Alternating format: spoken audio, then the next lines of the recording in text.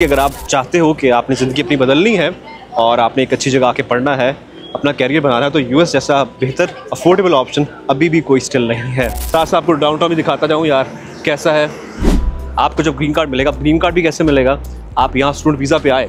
एक सेमेस्टर की फ़ीस इसकी $3000 है, $3500 है। वैसी यूनिवर्सिटीज़ भी हैं। That's totally up to you कि आप किस तरह की जगह पे पढ़ना चाहते हैं। अस्सलाम वालेकुम guys, this is Ehsan Rana from USA. जनवरी 2026 इनटेक के लिए जो भी स्टूडेंट्स आना चाह रहे हैं, स्टिल टाइम है उनके पास अप्लाई करने के लिए, क्योंकि जनवरी में क्लासेस आपकी शुरू होनी है। ये वीडियो में जो चीज़ें आपको रिक्वायरमेंट होगी, डॉक्यूमेंट्स की, बजट की, वो सब चीज़ें डिस्कस होंगी। आपको क्या चाहिए इस इनटेक के लिए। आपको अपनी, अगर आप बैचलर्स के लिए आ रहे हैं तो आपकी कॉलेज की जो ट्रांसक्रिप्ट होगी, फर्स्ट ईयर की, सेकेंड ईयर की, या जो मैट्रिक की ट्रांसक्रिप्ट है आपको वो चाहिए। If you are going for the masters तो आपको बैचलर्स की ट्रांसक्रिप्ट भी चाहिए और आपको 2 रिकमेंडेशन लेटर्स चाहिए अपने प्रोफेसर से या जहाँ आप किसी के लिए काम करते हैं वहाँ पे।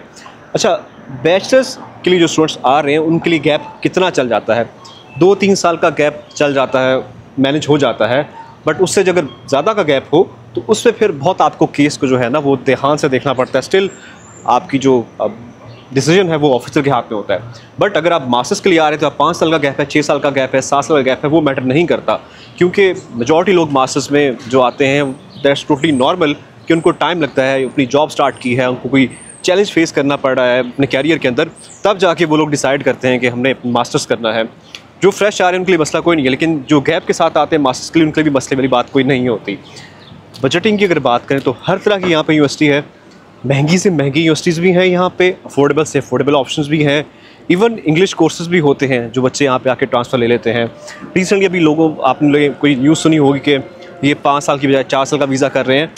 चीज़ें बहुत चलती हैं, हर कंट्री अपग्रेडेशन करती है, बट वो रूल आने में, न्यूज़ के आने में बहुत फ़र्क होता है।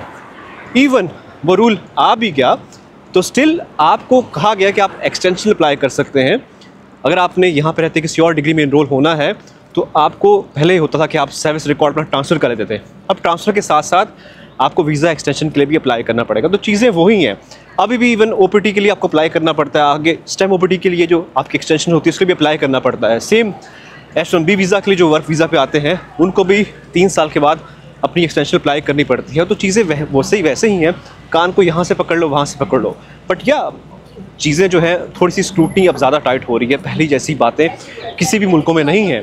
बट वही बात है कि अगर आप चाहते हो कि आपने ज़िंदगी अपनी बदलनी है और आपने एक अच्छी जगह आके पढ़ना है, अपना कैरियर बनाना है, तो यूएस जैसा बेहतर अफोर्डेबल ऑप्शन अभी भी कोई स्टिल नहीं है। मतलब यार 5 to 6 लाख बहुत कम, एक छोटी अमाउंट है जिसमें आप यूएस पहुंच सकते हैं। सब अपने एक्सपेंसेस, प्रोसेस, सब कुछ चीज़ें आप कर सकते हैं। आगे टोटली आप पे डिपेंड करता है कि आपको किस तरह की यूनिवर्सिटी में जाना है। एक सेमेस्टर की फ़ीस इसकी 50 लाख है, 60 लाख है। वैसी यूनिवर्सिटीज़ भी हैं। फिर एक सेमेस्टर की फ़ीस इसकी $3000 है, $3500 है। वैसी यूनिवर्सिटीज़ भी हैं। That's totally up to you कि आप किस तरह की जगह पे पढ़ना चाहते हैं। खैर, ये तो बात होगी काम की। हम अभी आए हुए हैं नैशविल, एक सिटी है टेनेसी स्टेट में, और यहाँ पे आपको मैं थोड़ा सा दिखा देता हूँ कैसा है। बहुत ही क्लीन सा यार सिटी है, लिटरली मुझे तो बहुत पसंद आया है यहाँ पे। जहाँ अमेरिका में भी होमलेस लोग फिरते होते हैं यार, ऐसा नहीं है कि यहाँ पे गुर्बत नहीं है, बट यहाँ पे और तरह की गुर्बत है, डिफरेंट तरह की। लेकिन ओवरऑल आप चीज़ें देखो तो यार आपका दिल करता है कि यार मैं यहाँ पे सेटल डाउन हो जाऊँ।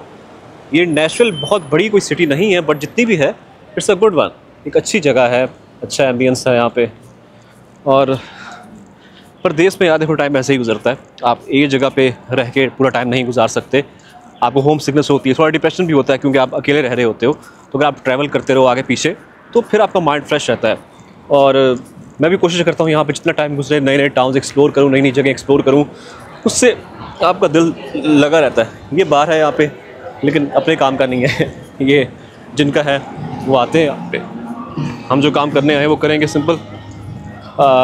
खैर, स्टूडेंट्स के लिए अपॉर्चुनिटीज़ कैसी हैं? देखो, जब तक आप स्टूडेंट हो ना तब तक तो आप ये ना एक्सपेक्ट करो कि आप कोई बहुत बड़ी आपको सक्सेस मिल जाए, क्योंकि स्टूडेंट होता है, जो मर्जी हो जाए। आपको जब ग्रीन कार्ड मिलेगा, ग्रीन कार्ड भी कैसे मिलेगा? आप यहाँ स्टूडेंट वीज़ा पे आए। स्टूडेंट वीज़ा पे आने के बाद आप पर डिपेंड करता है आपने किस कैटेगरी में अपना ग्रीन कार्ड डालना है। Either into EB3, EB1A, NIW, या शादी करते हो, बहुत सी अपॉर्चुनिटीज़ होती हैं। लेकिन आपको उस पर काम करना पड़ता है, फिर जाके आपको ग्रीन कार्ड मिलता है। ऐसे नहीं कि मुँह उठा के जब मुझे ग्रीन कार्ड दे दो, ऐसा आप कहीं पे भी नहीं होता। मिल जाता है बट उसके लिए काम करना पड़ता है। अगर आप कोई रिसर्चर हो या आपको कुछ अवार्ड्स मिले तो EB1A, NIW में डाल दो।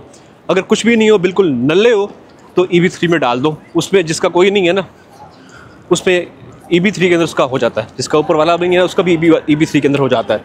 तो EV3 को इस तरह समझा जाता है यहाँ पे। सो या इट्स अ गुड ऑप्शन। तो साथ साथ आपको डाउनटाउन भी दिखाता जाऊँ यार कैसा है।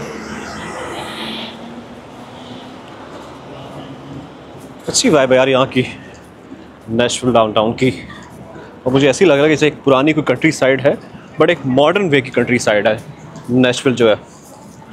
सो खैर मैं भी घूमूंगा, और जितनी आपसे बातें की इसमें आई होप सो आपको प्रोसेस सब चीज़ें समझ आ गई होंगी। मिलते हैं नेक्स्ट वीडियो के अंदर किसी और शहर में आपसे।